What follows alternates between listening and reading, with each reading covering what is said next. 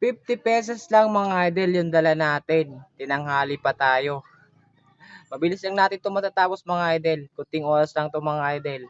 Kasi kilala ko naman lahat ng mga customer na 'to. At mabilis lang natin 'to matatapos. So yun mga idol, punta tayo sa customer natin mga idol. Tara! Ako si Bano.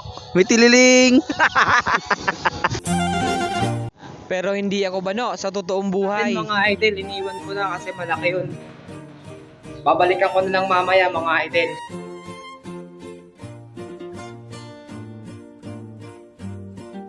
Mabagal yung usad mga idol. Ang init kasi. Grabe. Sana maubos na natin to. Mabilisan lang mga idol.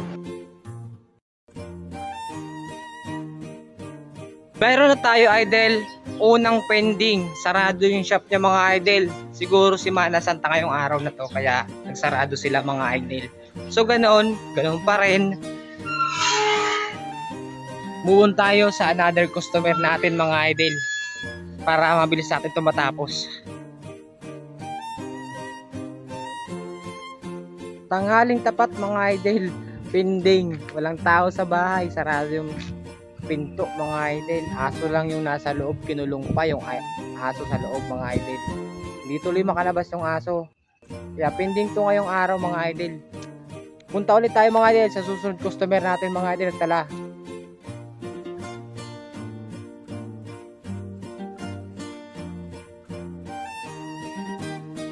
At yun mga idol, malapit na tayong matapos mga idol. Kunti na lang to mga idol.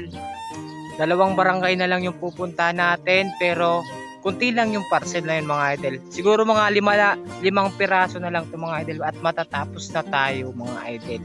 So maaga naman tayo ulit makakapagpahinga kasi ₱50 lang yung dala natin.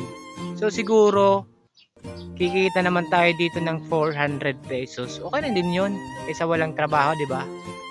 So ayun mga idol, move on tayo sa another customer natin mga idol. May nakalimutan pa tayo mga idol. Isa, luuban. Init pa naman, balik-balik na lang tayo mga idol. Tara mga idol, puntahan na natin yung last customer natin na pagdideliveran. Tara!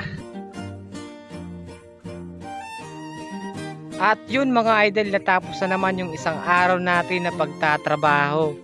So mga idol, maliit lang kinita natin pero okay na yun mga idol.